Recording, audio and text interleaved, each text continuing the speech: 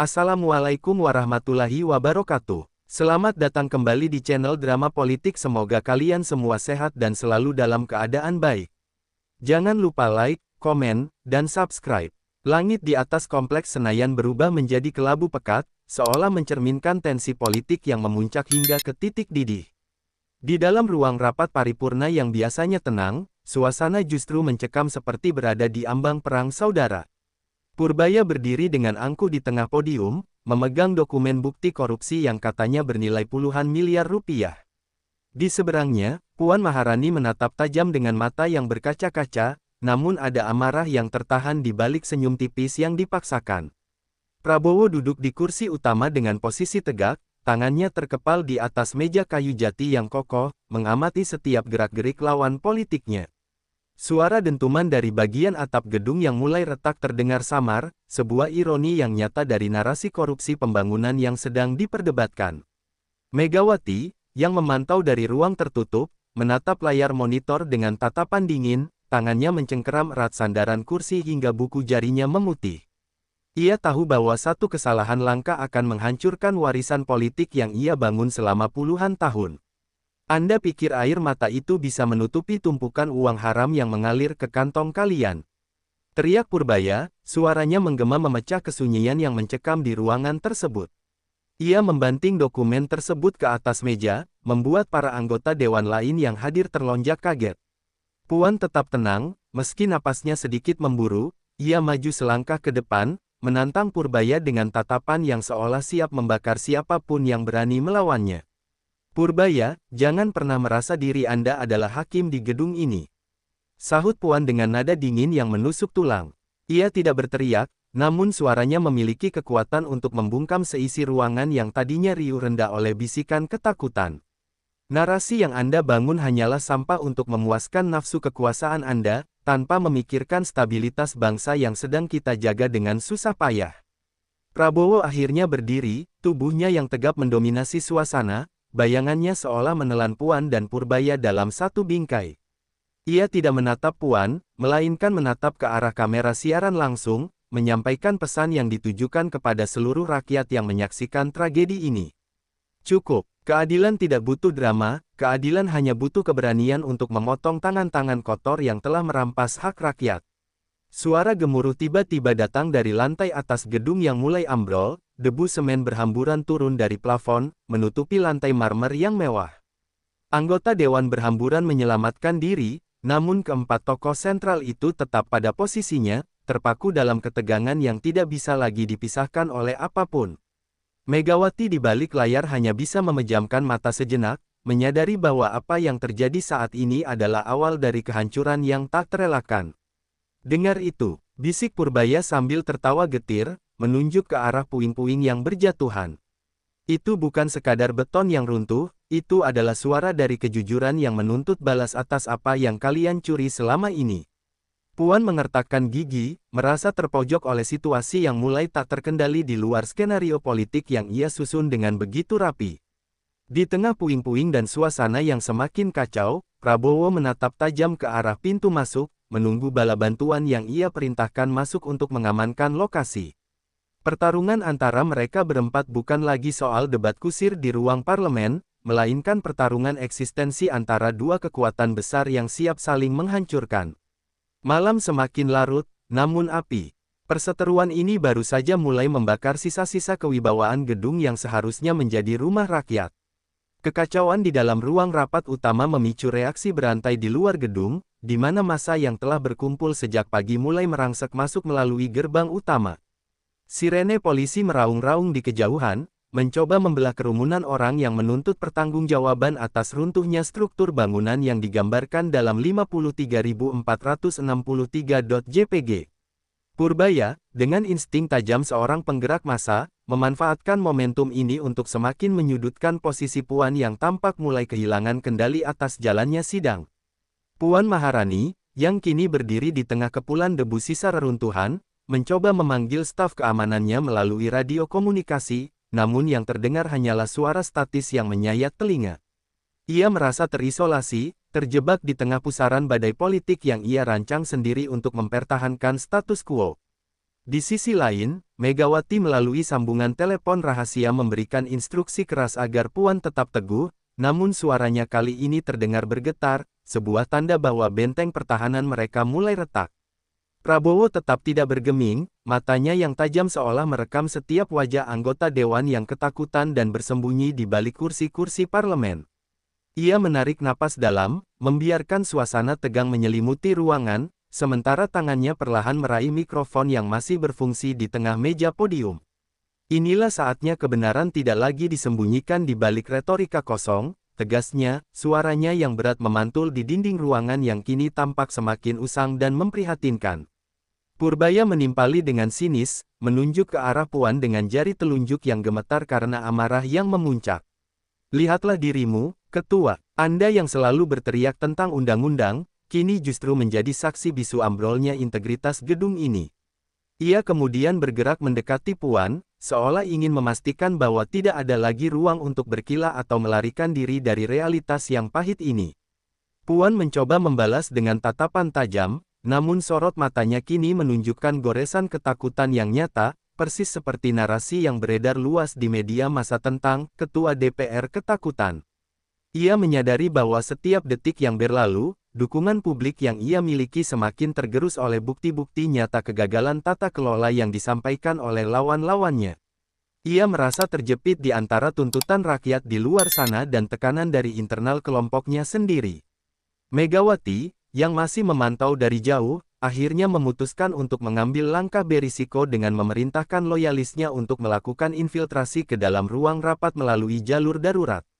Ia tahu bahwa membiarkan Purbaya dan Prabowo terus menguasai narasi di depan kamera akan menjadi bumerang fatal bagi masa depan partai.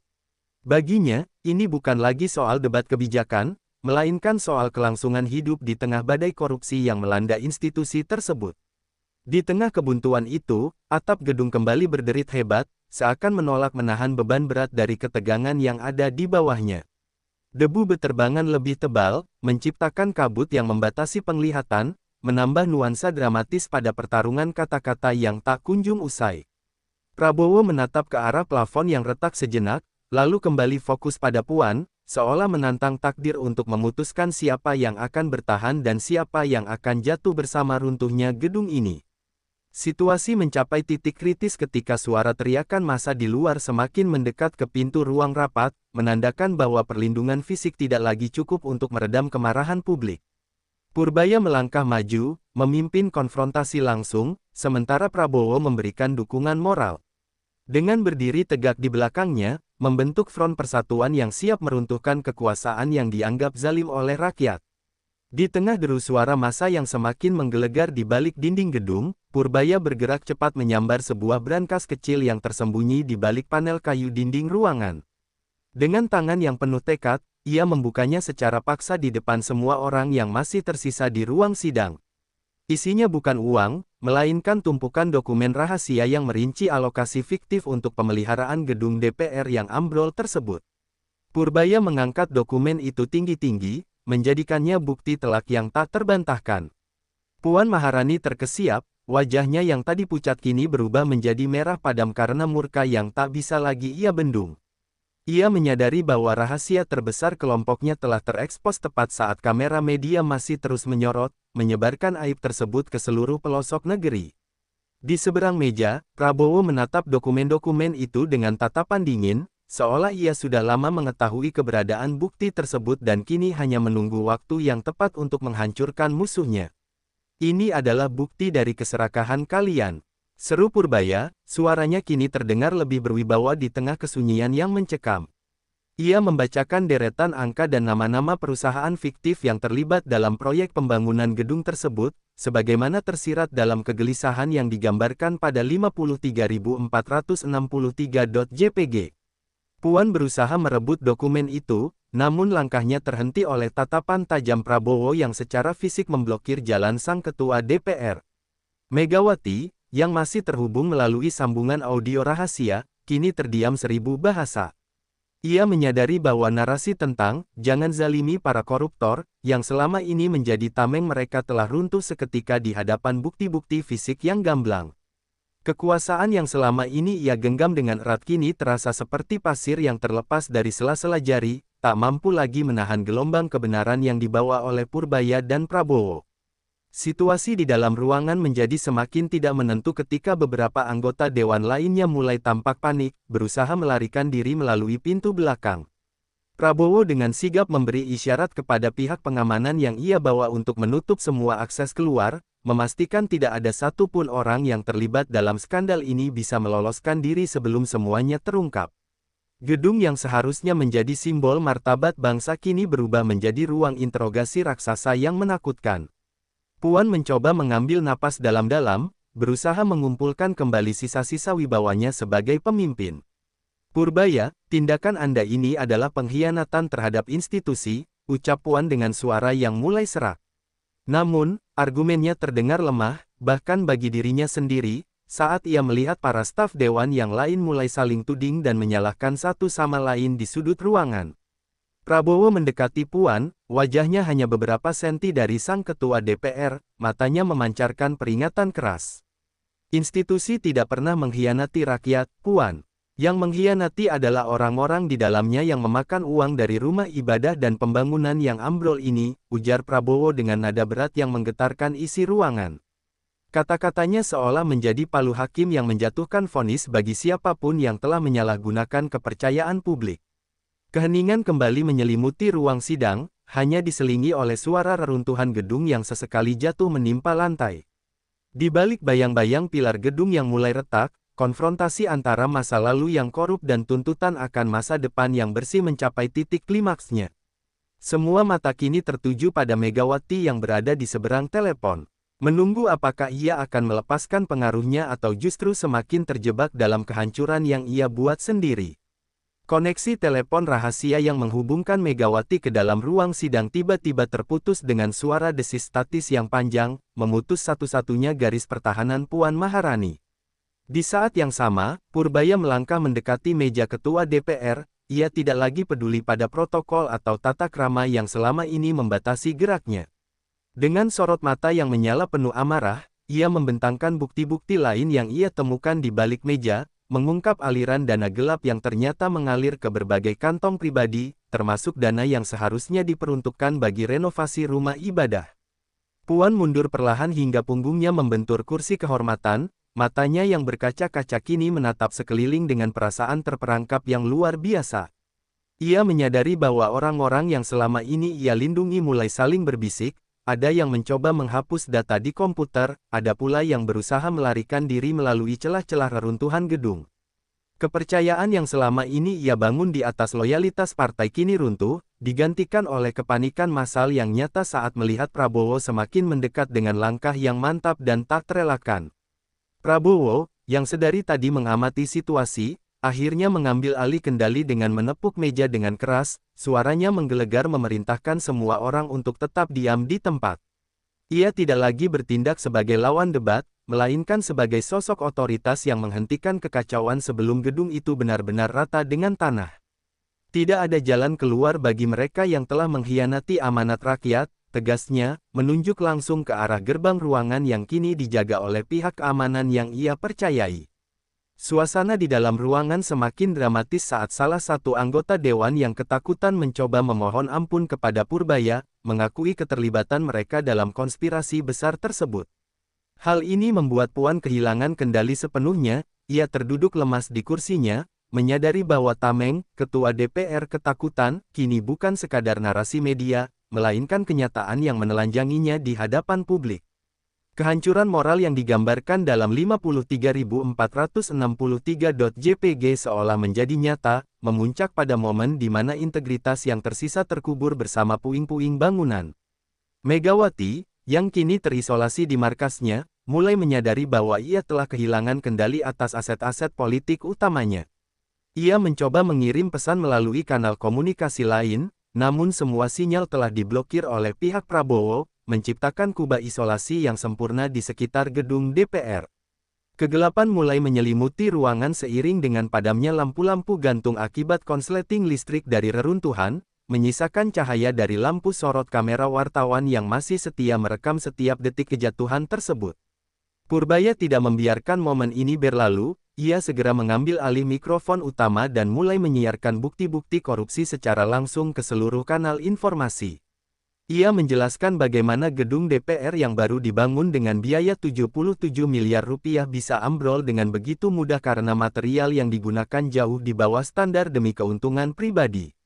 Setiap kata yang diucapkannya menjadi paku yang memperkuat peti mati karir politik mereka yang terlibat, mengubah debat ini menjadi pengadilan rakyat yang instan dan menghancurkan. Puan mencoba bangkit untuk memberikan bantahan terakhir, namun suaranya tenggelam oleh sorak-sorai kemarahan yang mulai terdengar dari ribuan massa yang berhasil menembus perimeter luar gedung. Prabowo berdiri di samping Purbaya, bukan sebagai rekan koalisi, melainkan sebagai dua kekuatan yang berpadu untuk memastikan tidak ada lagi ruang bagi korupsi di masa depan. Mereka berdua memandang ke arah kamera, sebuah tatapan yang menandakan bahwa babak baru dalam sejarah politik bangsa sedang ditulis melalui kehancuran masa lalu yang kelam. Debu-debu semen masih beterbangan, menari di bawah cahaya lampu darurat, menciptakan pemandangan yang suram sekaligus membebaskan.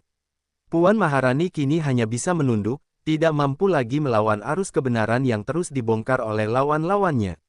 Pertarungan yang tadinya dianggap sebagai debat politik biasa, kini telah berubah menjadi pembersihan besar-besaran yang mengubah peta kekuasaan secara permanen, menyisakan tanda tanya besar tentang apa yang akan terjadi setelah debu benar-benar mereda. Di markas besar yang tersembunyi, Megawati menatap layar monitor dengan tatapan kosong, menyaksikan siaran langsung yang menunjukkan kehancuran total dari pengaruh politik yang ia bangun selama berdekade-dekade. Ia tidak lagi melihat Puan sebagai pemimpin masa depan, melainkan sebagai pion yang sudah hangus terbakar oleh permainan kotor yang mereka ciptakan sendiri. Kesunyian di ruangannya terasa menekan, seolah dinding-dinding mewah itu sedang bersiap untuk roboh mengikuti nasib gedung DPR yang kini sedang hancur lebur. Purbaya, yang kini berdiri di atas mimbar parlemen dengan penuh kemenangan, tidak memberikan ampun bagi siapapun yang mencoba membela diri. Ia terus membeberkan bukti-bukti transaksi fiktif yang menghubungkan aliran dana korupsi tersebut langsung ke lingkaran terdalam Megawati. Prabowo berdiri di sampingnya dengan lengan bersedekap, menjadi simbol penegakan hukum yang tak kenal kompromi, memastikan bahwa narasi "jangan zalimi para koruptor" yang sempat digaungkan kini berbalik menjadi bumerang bagi mereka sendiri. Puan Maharani, yang kini terjebak di tengah kerumunan yang semakin marah, mencoba menutupi wajahnya dengan sisa-sisa wibawa, namun tangisannya pecah di depan sorotan kamera. Ia menyadari bahwa permohonan, "jangan zalimi," hanyalah suara sumbang yang tidak lagi didengar oleh rakyat yang marah akibat gedung senilai 77 miliar rupiah yang sudah ambrol sebelum sempat digunakan sepenuhnya. Setiap isak tangisnya justru menjadi pembenaran bagi massa di luar gedung bahwa mereka memang telah dipermainkan oleh penguasa yang korup. Prabowo mengambil alih panggung dan memberikan perintah terakhir kepada aparat keamanan yang sudah berada di bawah komandonya untuk mengamankan seluruh dokumen di ruang arsip. Ia tidak ingin satupun bukti mengenai DPR korupsi miliaran rumah ibadah hilang atau dimusnahkan oleh tangan-tangan yang panik. Tindakannya yang tegas dan lugas membuat para anggota dewan lainnya yang semula sempat melawan, kini hanya bisa menunduk pasrah dan menunggu giliran untuk digiring keluar dari ruangan. Megawati akhirnya berdiri dari kursinya, menyadari bahwa ia tidak lagi memiliki kartu truf untuk membalikkan keadaan di papan catur politik yang telah ia kalahkan sendiri. Ia mencoba menghubungi kolega-koleganya, namun tidak ada satupun yang menjawab, sebuah tanda bahwa loyalitas politik mereka telah menguap secepat runtuhnya material bangunan gedung DPR yang kualitasnya dipertanyakan. Ia menyadari bahwa ini adalah akhir dari sebuah era, di mana narasi ketakutan yang mereka gunakan untuk menekan publik ini berbalik menelan mereka bulat-bulat. Purbaya menunjuk ke arah pintu keluar, menginstruksikan agar setiap orang yang terlibat dalam skandal pembangunan gedung 77 miliar rupiah segera dibawa ke tahanan untuk mempertanggungjawabkan perbuatan mereka. Pemandangan ini kontras dengan ketakutan yang ia gambarkan sebelumnya, di mana kini justru pihak DPR lah yang terlihat gemetar ketakutan saat berhadapan dengan konsekuensi nyata dari perbuatan mereka. Debu dan puing gedung seakan menjadi saksi bisu atas runtuhnya fondasi kekuasaan yang dibangun di atas fondasi korupsi. Di tengah kekacauan itu, Puan mencoba memberikan satu pernyataan terakhir untuk membela diri, namun suaranya tenggelam oleh teriakan massa yang berhasil masuk ke selasar gedung. Purbaya dan Prabowo berdiri berdampingan, mengawasi proses evakuasi dan penangkapan dengan sorot mata yang dingin dan tajam, memastikan bahwa tidak ada keistimewaan bagi mereka yang telah merampas hak rakyat. Ini bukan lagi tentang debat politik, ini adalah eksekusi hukum di depan mata seluruh rakyat. Megawati mematikan seluruh perangkat komunikasinya, membiarkan layar menjadi gelap total, persis seperti masa depan politik yang kini ia hadapi setelah semua borok terbuka lebar. Ia menyadari bahwa tidak ada lagi tempat untuk bersembunyi di balik alasan menzalimi, karena yang terjadi sebenarnya hanyalah proses pembersihan atas dosa-dosa yang telah lama menggunung. Malam itu, gedung DPR bukan lagi rumah bagi rakyat, melainkan simbol kehancuran dari mereka yang mengaku sebagai wakil rakyat. Suasana mencekam menyelimuti ruang sidang besar yang kini disulap menjadi tempat pengadilan darurat. Purbaya dan Prabowo berdiri di sisi berlawanan, bukan sebagai politisi, melainkan sebagai jaksa penuntut yang membawa beban harapan jutaan rakyat. Di kursi terdakwa, Puan Maharani duduk dengan kepala tertunduk, dikelilingi oleh barisan pengacara yang tampak kehilangan arah dan nyali di bawah tekanan publik yang luar biasa. Megawati, yang kini harus hadir secara fisik setelah jemputan paksa dilakukan oleh pihak berwenang, duduk di kursi samping dengan tatapan tajam yang menyimpan dendam membara. Ruangan itu dipenuhi oleh bukti-bukti fisik yang menggunung, mulai dari sampel beton gedung 77 miliar rupiah yang terbukti rapuh, hingga catatan rekening koran yang mengungkap aliran dana gelap dari proyek rumah ibadah. Purbaya membuka persidangan dengan suara yang menggelegar, membacakan daftar dosa para oknum yang telah menjadikan gedung DPR sebagai ladang bisnis pribadi. Setiap kata yang diucapkannya seolah menjadi vonis sosial yang menghantam telak mental Megawati dan kelompoknya, membuktikan bahwa narasi, jangan menzalimi, hanyalah kedok untuk menutupi kebobrokan. Prabowo mengambil alih giliran, ia menyajikan bukti rekaman suara dan jejak digital yang mengaitkan Megawati sebagai otak di balik skema manipulasi anggaran tersebut. Tidak ada lagi celah untuk mengelak, setiap argumen yang coba dilontarkan oleh kuasa hukum Puan dipatahkan dengan bukti nyata yang tak terbantahkan. Ketegangan di dalam ruangan mencapai puncaknya ketika Prabowo secara langsung menantang Megawati untuk menjelaskan di mana letak keadilan bagi rakyat yang uangnya dirampas demi kemewahan pribadi. Megawati akhirnya berdiri, mencoba memberikan pembelaan terakhir dengan gaya retorika lamanya, namun kali ini suaranya terdengar sumbang dan hampa. Publik yang memadati galeri persidangan bergemuruh, menuntut keadilan segera ditegakkan tanpa pandang bulu terhadap tokoh manapun. Puan Maharani, yang melihat ibunya mulai kehilangan kendali, hanya bisa memejamkan mata, menyadari bahwa takhta yang mereka pertahankan selama ini telah benar-benar runtuh dan tak mungkin lagi bisa dibangun kembali.